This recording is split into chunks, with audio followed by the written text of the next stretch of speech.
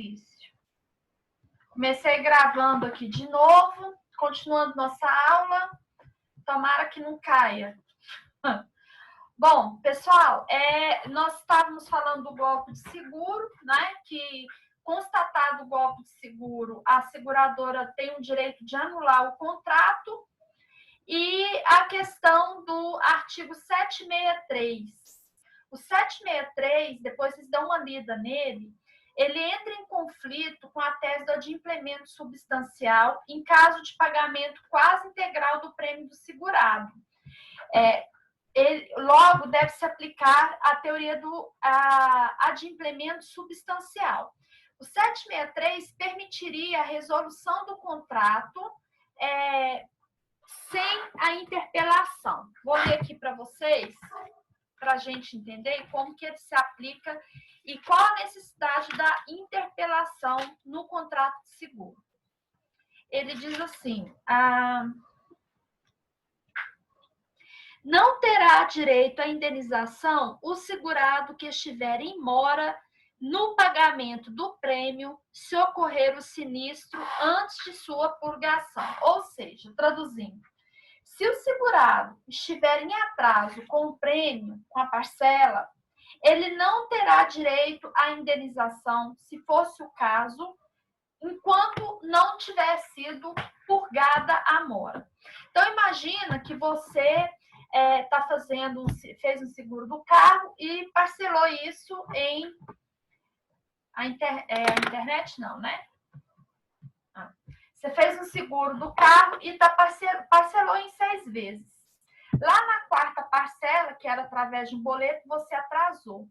E aí, houve um sinistro e você foi acionar a seguradora e ela se recusou a te dar a indenização que você pagou, alegando que você estava em mora e que você não purgou a mora. Bom, o que acontece? O 763, então, a compreensão dele é de que, se houve o pagamento substancial, ela tem o dever de te interpelar, mesmo você estando em atraso. Por que ela teria o dever de interpelar? Porque a regra é que, se eu sei que eu devo, e eu tenho a data do compromisso que eu fiz com a pessoa, com o credor, para pagá-lo, ele não tem obrigação de me avisar da mora.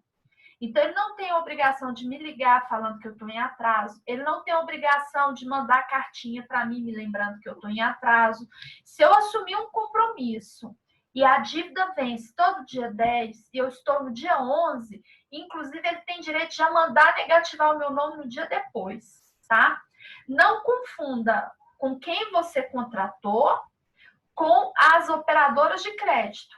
Então, as operadoras de crédito é que tem que te avisar, porque você não tem negócio com a operadora de crédito. Você não contratou com a SPC nem com o Serasa. Então, antes do seu nome ser negativado, ela tem que te oportunizar, limpar o seu nome 10 dias antes. Se ela não fizer isso, mesmo que você esteja de fato inadimplente, você tem ação contra esses órgãos SPC e Serasa. Vou traduzir, então. Você está devendo a loja. E aí, a loja encaminhou o seu nome para negativação. Quando você foi comprar outro produto, seu nome estava no SPC. Aí você esqueceu daquela dívida, sei lá, por algum motivo. Só que o SPC não te avisou que ia negativar o seu nome. Ele não mandou para o seu endereço a notificação. Você tem indenização por danos morais contra o SPC. Qual o fundamento? O fundamento é que você não tem negócio com o SPC. Então, a obrigação com ele é imediata. Por isso, ele tem o dever de te avisar para te oportunizar limpar seu nome antes de negativar o seu nome. Tá? Agora, o que aqui está falando é o contrário. Veja bem, se não for esse o caso, eu vou aplicar nas relações obrigacionais o dies interpelar pro omni, ou seja, o dia da interpelação é em favor do credor. Ele não tem necessidade de te notificar se você sabe que você deve, a obrigação sua é pagar na data. Bom, exceção nos casos seguros, quando você já fez o pagamento substancial. Se você está com adimplemento substancial, mesmo estando inadimplente, ele só tem o direito de não te atender ou não te dar essa indenização que você tem direito se ele te notificou e você não fez nada. Então, vamos lá na prática. Eu esqueci de pagar meu plano de saúde mês passado, esqueci, e tive uma urgência e fui para o médico. Cheguei lá no médico, minha carteirinha não passou porque eu estou em atraso. Só que eu não fui notificada. Se eu não fui notificada desse inadimplemento, eles têm a obrigação de me atender. Se eles não me atendem, eu tenho dano material do que eu iria pagar em dobro. Eu pago, mas recebo o outro valor, o mesmo valor pelo que eu estou pagando, porque eu não fui atendida. E mais o dano moral, porque se é o plano de saúde, presume risco à vida. Se eu estou pagando riscos pré-determinados, o risco pré-determinado é minha saúde. E daí decorre o dano moral. Olha o tanto que isso é sério. Então, tá. Para se recusar a me atender, então, eu tenho que ser notificada. Agora a pergunta é, o que é o adimplemento substancial? Quando é que ele configura? Por exemplo, o plano de saúde não é um parcelamento de um valor. Ele não é um trato sucessivo. Ele é, na verdade, uma execução continuada. Quando eu compro uma geladeira que vale 2.000 e parcelei em 10 vezes, isso aí é parcela, é trato sucessivo. Então, adimplemento substancial seria, aqui em Goiás, se eu provar que eu paguei 2 vezes 9, 18, 1.800, 1.860, aí eu teria o adimplemento substancial. Nesse tipo de caso que eu dei, que eu peguei o preço global e dividi ele. O que não é o caso do plano de saúde, porque você paga por mês. A execução ali ela é continuada. Você não está pagando parcela de um produto, você está pagando por mês o serviço. NET, Sky, você paga por mês. Então tá. Quando é que eu tenho um pagamento substancial, se é por mês? Nos planos de saúde, o entendimento de boa parte da doutrina é quando você passou da carência, né? Quando você contrata o plano de saúde, eles colocam assim, para fazer exame, você tem carência de 15 dias, se for para urina e de sangue. Se for para fazer uma cirurgia, você tem carência de 3 meses para essa aqui. Se for uma cirurgia mais grave, carência de 6 meses. Passou essas carências, esses riscos pré-determinados aí de carência, você já fez o pagamento substancial. Então, imagina uma pessoa que já tem um plano 1 ano, já passou a carência há muito tempo. Então, se você ficar inadimplente, ela tem que te avisar, notificar para recusar o atendimento. Tá bom. O que seria o pagamento substancial no veículo? No veículo, o que acontece é que a gente parcela, já não é execução continuada. Então, por exemplo, se o seguro esse ano foi R$2.000, e aí eu falei, você me parcela em 5 vezes? Sim, eu parcelo. Então, eu tô com parcela de R$400. E aí, eu fiquei inadimplente. A questão é, se é R$2.000, voltando ao raciocínio, eu paguei 1.800 e pouco, se eu já paguei, eu estou no adimplemento substancial. Se não, ela não tem a obrigação de me avisar que eu estou inadimplente. Portanto, se eu tiver em mora, eu não tenho acesso a esse seguro. Bom, só que quem prestou atenção na hermenêutica do artigo, ele admite você acionar a seguradora se você purgar a mora. Que bom. Então, por exemplo, eu tenho um seguro que eu estou com as parcelas em atraso, eu correr o sinistro, pague as parcelas e acione a seguradora, que é a interpretação do artigo 763. Afinal de contas, ela não tem obrigação de te notificar, mas o artigo te oportuniza purgar a mora. Ele só fala que você, se tiver em mora, você não teria direito. Então, se você purgar a mora, você tem direito. Bom, o artigo 46 do CDC diz que não vinculará o consumidor às cláusulas incompreensíveis e ininteligíveis, que são muitas cláusulas dependendo do contrato seguro, a gente não entende nada, né? E a recusa da cobertura indevida é causa de dano moral, porque agrava a situação de aflição psicológica e angústia do segurado.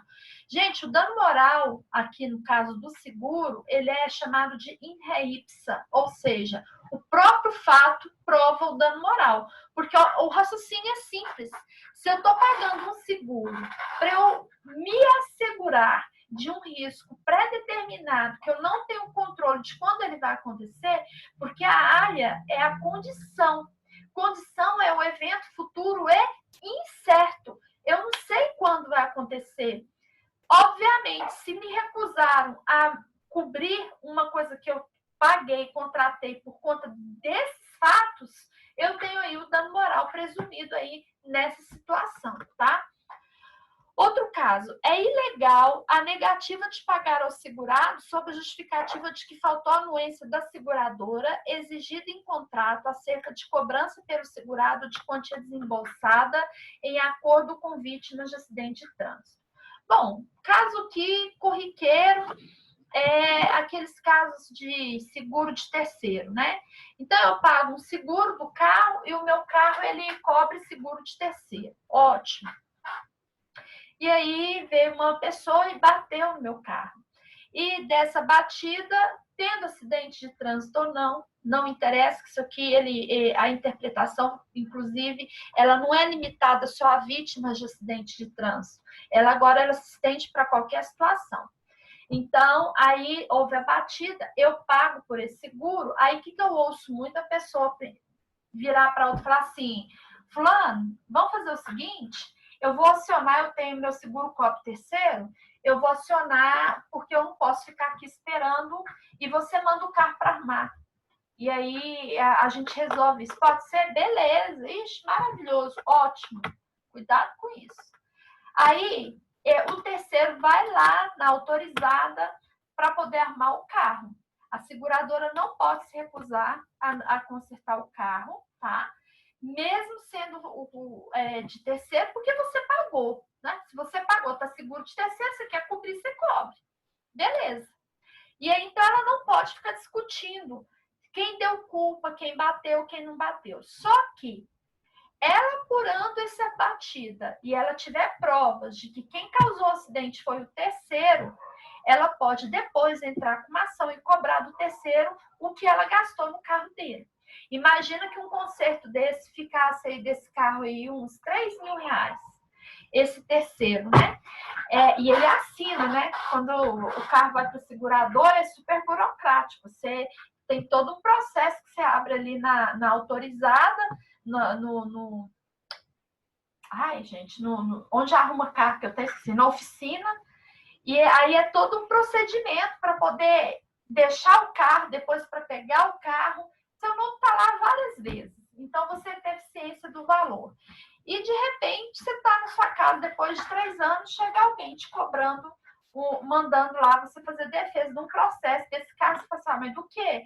É porque provou que você deu causa ao acidente. Mesmo sendo terceiro, se deu causa ao acidente, ela tem direito de receber o que ela desembolsou com você. É só esse detalhe que muitos não sabem desse pequeno detalhe. Bom, ilegal também a operadora de plano de saúde, no caso de tratamento de urgência e emergência, ela ficar discutindo interpretação de cláusulas referentes a período de carência. Mesmo traduzindo, mesmo eu contratei um plano de saúde, eu estou num prazo de carência, mesmo assim, em sendo emergência e urgência, o plano tem que me atender. Sendo urgência e emergência, ele tem que me atender. Isso é uma polêmica, principalmente quando envolve gravidez, né? Que a pessoa vai, faz o plano de saúde e aí lá tá falando, você está fazendo, não vai cobrir o parto, só que aí esse parto é um parto de risco, é declarado pelo médico, o médico marca a data da cirurgia, porque é uma situação de urgência ou emergência. O plano não poderia ficar discutindo isso, ele teria a obrigação de fazer o atendimento e depois ele que se virasse para entrar com uma ação cobrando o que ele acha de direito cobrar e talvez nem receber. Bom, A súmula 302 diz que é abusiva a cláusula contratual de plano de saúde que limita o tempo de internação hospitalar. Gente, chega a ser abusivo, né? É um absurdo isso. Mas se está aqui, é porque tinha isso. Isso precisou ser simulado. Olha que absurdo. A gente ia ficar internado. Se o indivíduo ficasse internado, por exemplo, no UTI, tinha um limite de você ficar na UTI. Uai, se o plano não cobre mais, faz o que? Você morre, ou então você morre duas vezes, né? Ou você morre porque você não tem como pagar, ou você morre de infarto pela diária da UTI, né?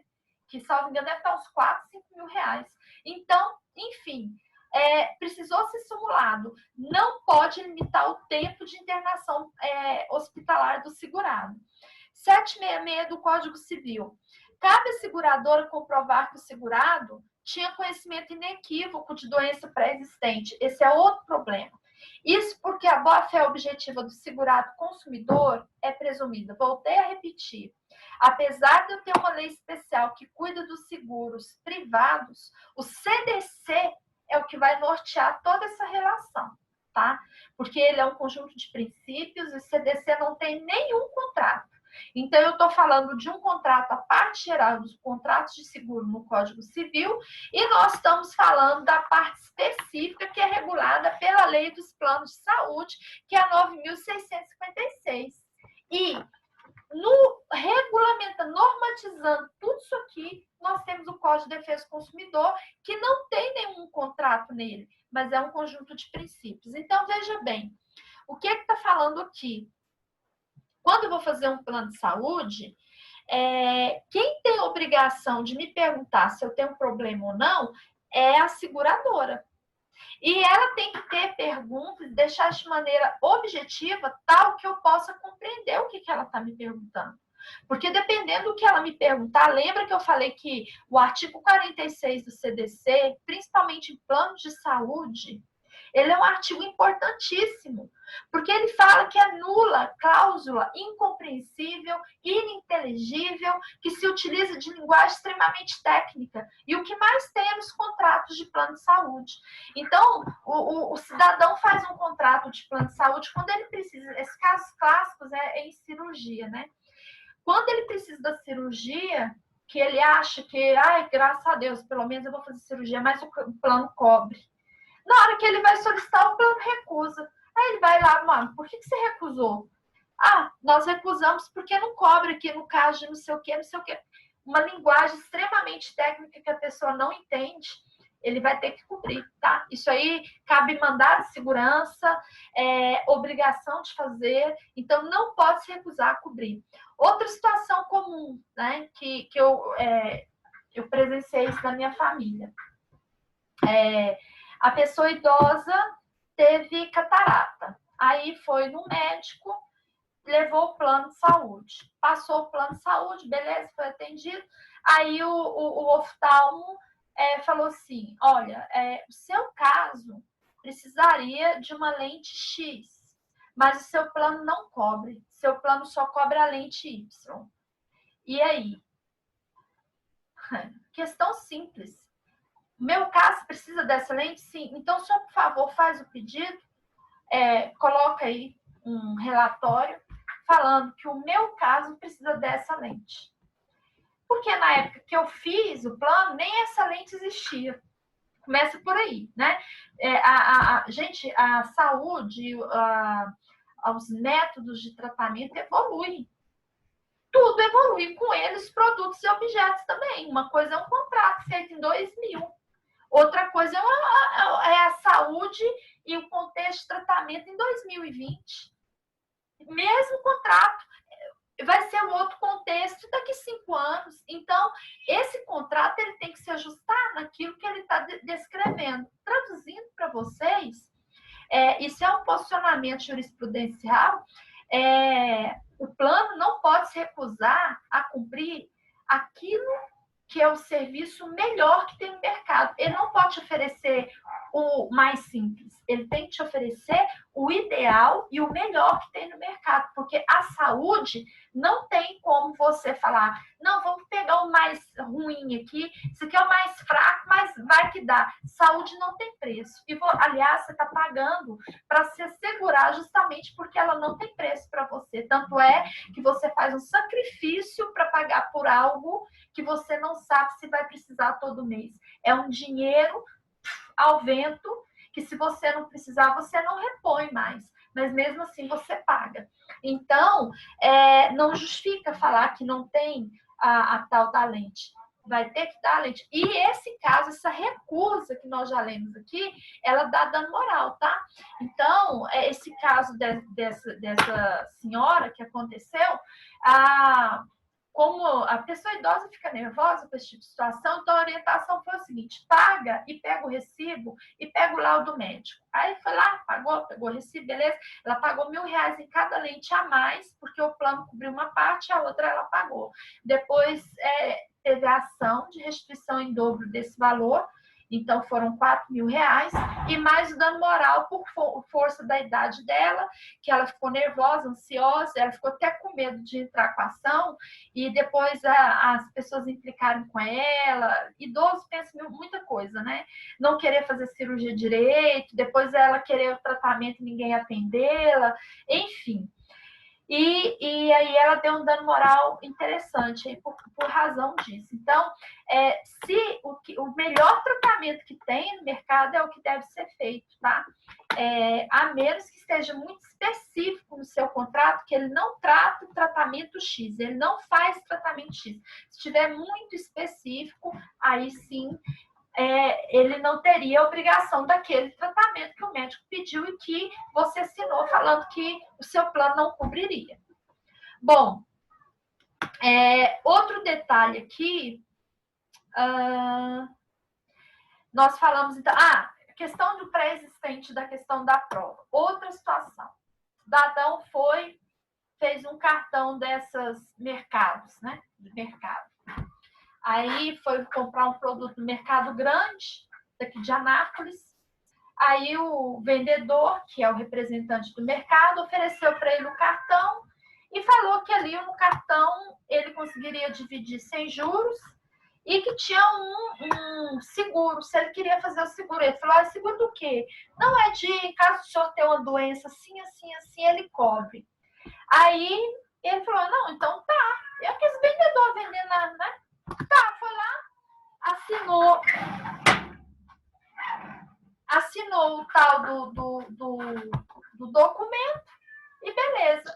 E o cara, de fato, adoeceu e na hora de adoecer, ela foi acionar a seguradora, esse seguro era de R$3.000, a seguradora se recusou falando que a doença dele era pré-existente. A doença dele é congênita. Inclusive, ele falou, eu sabia que eu tinha essa doença. Só que ele não me perguntou, ele falou se eu queria o seguro, eu falei que queria, só que minha doença desenvolveu, aí eu pedi o seguro. Resultado, eles não fizeram a pergunta para ele se ele era doente e não falaram que se fosse doente não cobriria. E aí ele teve direito a acionar e a ter o valor do seguro, tá? Porque a prova seria deles de que perguntou para ele, ele não respondeu, e eles não tinham essa prova. Bom, outro princípio que tem que tomar cuidado, que é o princípio do absenteísmo. A seguradora, ela não é obrigada a cobrir, né, o seguro, uma determinada situação, se a pessoa, ela assumiu o risco daquilo acontecer, né? Por exemplo, eu tenho um seguro de veículo, né? Só que eu pego, meu seguro é total, só que eu resolvo dirigir bêbada. Misericórdia. E nesse de eu dirigir, eu bato o carro e estrago geral. Aí eu vou acionar a seguradora. A seguradora, se ela tiver provas de que eu estava dirigindo embriagada, ela não tem obrigação de pagar esse seguro, tá? E esses casos tem demais. Aí pede câmera do vizinho, câmera de filmagem, sei da onde, prova que eu estava bêbada, ela não vai me pagar. Então, tem que tomar muito cuidado com o princípio do absenteísmo. Só um detalhe. Absenteísmo seria de se abster a cumprir, né? Só tem um detalhe nesse princípio do absenteísmo. Ele não se aplica no caso do suicídio, tá? tá? Cuidado com isso. Constatando que o suicídio decorreu de um estado em que a pessoa estava deprimida, doente, né? Então, a seguradora ainda assim ela tem que cumprir. Então, não se aplica o absenteísmo no caso do suicídio, tá? Bom, a regra, outra regrinha aqui, é o princípio da indivisibilidade do prêmio. O que significa esse princípio? É a não redução do valor do prêmio, segundo o qual o valor que vai ser pago, né, pelo segurado, ele é conforme o valor do mercado. Então, se eu não pagasse conforme o valor do mercado, haveria uma injustiça aí contratual, tanto para o segurado, pode ser tanto para o segurado, bem como pode ser para o segurador. Então, a redução do risco considerável motiva a revisão ou a resolução e constitui uma cláusula geral a ser preenchida pelo aplicador do direito em cada caso. Isso aí está nos artigos 770, 769 e 771 do Código Civil. Por exemplo, uma situação que eu falei no início, eu não sei se todos atentaram para o que eu falei, que é quando você faz o seguro de carro e continua com a mesma seguradora. Se não ocorreu o sinistro, houve uma redução do risco. Então, no ano seguinte, ela tem a obrigação de te dar um desconto, exatamente por conta disso aqui. Se houve uma redução do risco considerável, ela é um direito seu rever o que você tem pago e pedir para diminuir, tá? Ela não tem o direito de aumentar quando o risco aumenta? Por exemplo, aumentou a minha idade, eu vou pagar mais caro, porque para ela o risco aumentou. Então, se, no caso dos seguros de carro, né, de veículos, que é de coisas, se não ocorreu sinistro, indica que diminuiu o sinistro. Então, o risco diminuiu, ela teria que me dar esse desconto também.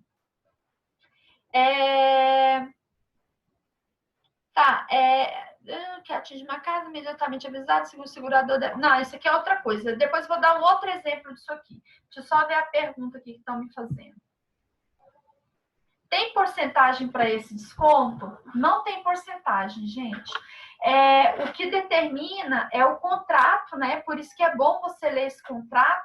Mas tem sim, tem. Eu não me lembro, mas isso é corrigido mais ou menos pelo INPC. Eu não me lembro o valor, não, mas tem a correção. Se você entrar aí no Google, dá para ver mais ou menos, porque o seguro de carro que regulamenta como que vai ser essa correção, eu não tenho mais ou menos noção do quanto seria. Eu imagino que deve ser uma correção pelo IGPM, né? Então, tipo assim, se você paga 2.000, no outro ano você pagaria aí uns 1.900, 1.800 e pouco. Deve ser uma correção pelo IGPM ou pelo INPC, que são muito parecidos os dois índices, né? Imagino eu. Agora, lógico, uma coisa eu tenho certeza, ele não vai diminuindo até zerar, não, né? Ele tem um teto máximo para ele manter também a seguradora. Bom, outro exemplo aqui dessa não redução do valor do prêmio, né, que é o princípio da indivisibilidade do prêmio, é que o prêmio, então, ele tem que se manter naquele valor, ele é indivisível, a menos que você prove que houve uma diminuição considerável daquele risco, o que não vai acontecer no caso dos planos de saúde, porque ele já tem um valor conforme a operadora, né, a empresa que você está contratando, e a menos que descubram uma vacina aí. Imagina que o mundo cria uma vacina múltipla de proteção e que a probabilidade de você adoecer vai ser numa proporção de 10%, por exemplo, né? Então, ela te protege o corpo, o seu organismo todo de qualquer tipo de doença, e a probabilidade de você adoecer seria 10%. Ora, numa vacina dessa teve uma redução de risco considerável, então você teria direito de pedir revisional para diminuir esse prêmio, né? Mas tem que ser um fato que não atinge só você, mas que atinge o coletivo. Então, seria mais ou menos isso. Bom, o artigo 773, ele vai dizer que o segurado, que ao tempo do contrato sabia que estava superado o risco de que se pretendia segurar. E, não obstante eles pediu a apólice, ele tem que pagar em dobro o prêmio estipulado, fora que esse caso aqui ainda dá dano moral, tá? Isso aqui é muito grave. O segurador que emite a apólice, ele age com intuito, isso é uma presunção, né? A prova já é presumida aqui, de enriquecimento sem causa. E se ele foi avisado, não é nem enriquecimento sem causa, é enriquecimento ilícito, tá? Por quê? Qual o caso disso aqui? Tem demais. A pessoa pagava, tem uma conta no banco X, e ali ela pagava um plano de saúde, um seguro de saúde, ou de vida, seguro de vida, no banco. E aí descontava todo mês R$50, né? Para esse seguro de vida que era de R$300 mil, por exemplo. Beleza. Aí essa pessoa morre. E a família vai acionar o seguro. Então a família vai lá e leva o quê para o banco para acionar o seguro? O atestado de óbito. Além do banco não pagar o seguro, falando que o seguro não cobre, porque certas causas ele não cobre, uma delas, gente, eu vou falando com que é seguradora, hein? Uma das causas que eles não cobrem é infarto. Eu acho isso um absurdo. Mas, enfim. E o povo faz o seguro sem ler, né? E aí você vai ver... eu entendo isso aí até como quase que eles estão fazendo um absenteísmo fora da ordem do curso normal, porque o índice de infarto no brasileiro é muito alto, né? Então, seria até uma tese para ser levado para o tribunal para anular uma cláusula dessa como abusiva, né? Porque se o índice alto é de infarto, logicamente tinha que cobrir o infarto. Mas aí, além de não pagar, eles continuam a expedir a apólice e cobrar da pessoa todo mês, da pessoa que morreu. Esse caso, essas parcelas que pagou, que é o prêmio do estipulado, você tem direito a restituir em dobro. Não precisava nem falar isso no Código Civil, no artigo 773, porque o próprio CDC prevê isso no artigo 42, né? Quantias pagas e não devidas, restituídas em dobro. E mais o dano moral, né? Dano moral muito grave nesse caso. Porque nesse caso aí, se ele já tem ciência que a pessoa faleceu, isso não é nem enriquecimento sem causa. Isso é enriquecimento ilícito, tá? Má fé. Então, isso gera o dano moral. Bom, no caso, pergunta aqui, no caso seguro de vida, ocorrendo suicídio, a maioria das seguradoras exige carência de 2 anos. É legal? Sim, ela é legal. Por quê? Para poder ter um atestado ou ter uma condição dela aferir se realmente a pessoa é um caso de doença, né? Ou é um caso de... A história do suicídio no mundo, gente, ela tem várias razões. Hoje, o suicídio é associado a um estado de doença mental, né? É um estado de perturbação mental. Mas tem até hoje países que o suicídio não é por doença, é até uma questão de honra, né? A pessoa se mata por uma questão de honra. Por exemplo, os kamikazes na guerra. Então, elas pedem essa carência de 2 anos justamente para isso, para elas poderem ver, estudar bem a história dessa pessoa, o que levou. Agora, lembrando que eu falei, a prova é dela, inclusive do CDC, de falar que a pessoa se matou, sei lá, por uma brincadeira, né? Então, a pessoa se mata brincando. Fala, vou fazer... Sabe esse povo aí que fica pulando nos prédios? Os doidos aí que fica pulando no prédio, tirando selfie em prédio. Tem uns trem muito doido, que eu tenho pavor de altura, o povo fica fazendo escalada em prédio, filmando. Uai, e aí tá brincando com a vida, né? Tá correndo risco. Ela pode se utilizar do absenteísmo. Esse suicídio aí é um estado grave de emoção e que a pessoa não tá... no momento ela brincando para se arriscar, mas de fato ela se matou por um momento de desespero, tá? Aí é legal sim determinar esse prazo de 2 anos. Bom, falamos aqui do...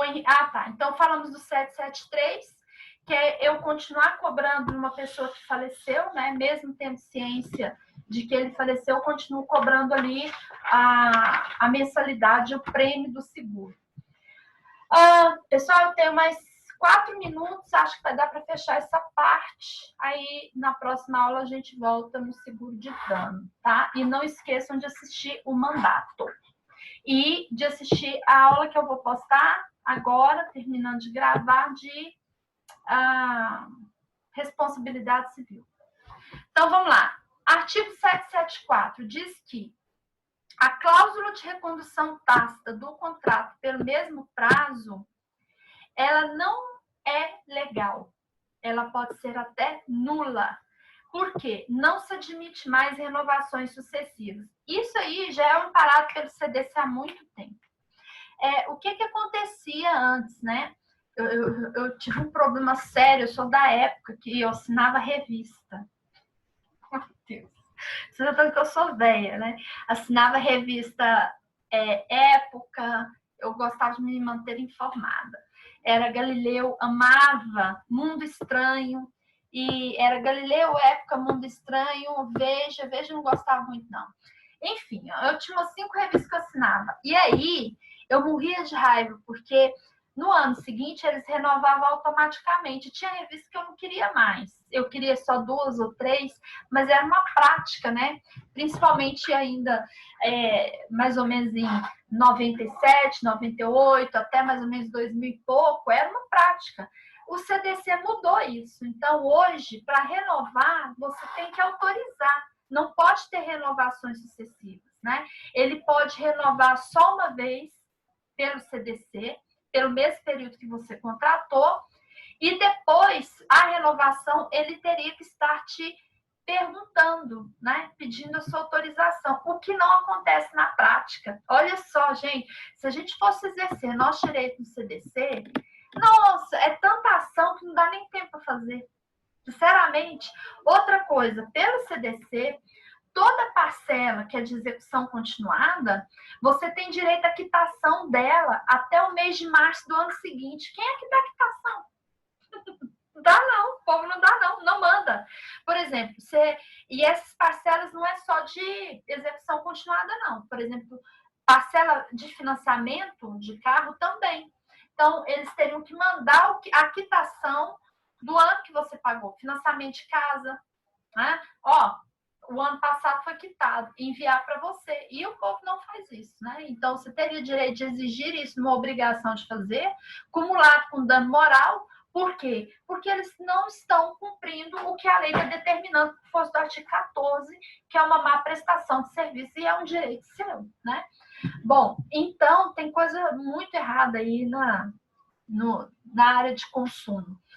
Bom, o artigo 775, ele diz o seguinte, que a conduta dos representantes, no caso corretores, ela vincula a da empresa, né? Então, veja bem, o corretor, vocês já citaram isso, ele é o representante da seguradora. Então, o que ele fala é como se fosse seguradora. Ele fala pela seguradora. O que é o representante? O representante é aquele que fala em nome do representado. Ele é o representado juridicamente falando. Então, o que o corretor te passar, a responsabilidade da empresa, para quem ele representa, a quem ele representa. E essa responsabilidade, por força do CDC, ela é objetiva. E, por fim, o artigo 776, ele fala que, em regra, essa indenização que a pessoa teria direito, no caso dos danos de coisas, ela tem que ser pecuniária, só que a lei admite a reposição da coisa. E tem muito seguro que está sendo feito de reposição, e o povo não lê os contratos, não lê as cláusulas. Tem seguradoras de veículos que estão com cláusula de reposição. Por quê? Porque não está vendendo carro. Os carros estão ficando parados.